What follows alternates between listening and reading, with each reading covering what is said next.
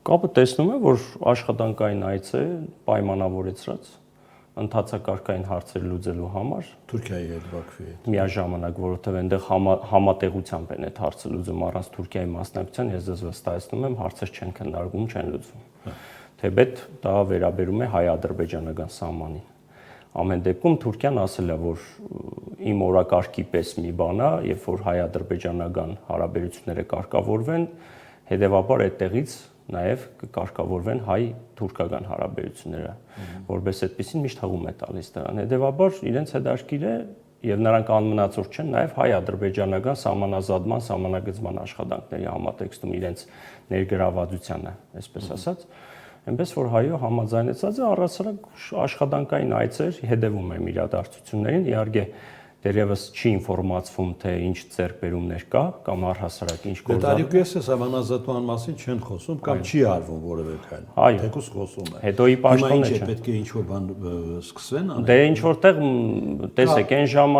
ժամանակ գուցե տեսան, որ դա ինչ որտեղ երբ որ լուսաբանվում է համաժողովրդական ինչ-որ ցասում է առաջանում, լարվածություն է առաջանում, մանավանդ տեսանք այդ 12-ից 14 կիլոմետրի հատվածը ինչպես սահմանազատեցին, ինչ վերջնարդյունք եղավ,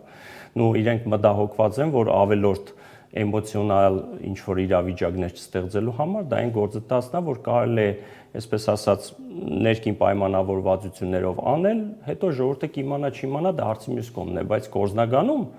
այո, դուք շատ ճիշտ նշեցիք, առ ժամանակ ինքը ոնց որ կասեցված էր գործընթացը։ Այս պահին էլ ինֆորմացիա չկա, թե հիմա ի վերջո նույն Տավուշի մարզից են սկսել։ Որտեղից են սկսում, ինչ են։ Չէ, այդ խոսակցությունը անցած տարի էլ կար, որ ըստ տրամաբանության պետք է սկսվեր Հայաստան-Վրաստան-Ադրբեջան սահմանագլխից մեզ հայտնի Բագրադաշենի անցակետի հատվածից, հա, սահմանագծից, որը որ պետք է տրամաբանորեն շարունակվեր դեպի հարավ հասներ այն հատվածը, որտեղ որ միջանկյալ հատված որպես այդպեսին արդեն սահմանագծված է, հետո շարունակաբար իջներ Գեղարքունիքի մարզ,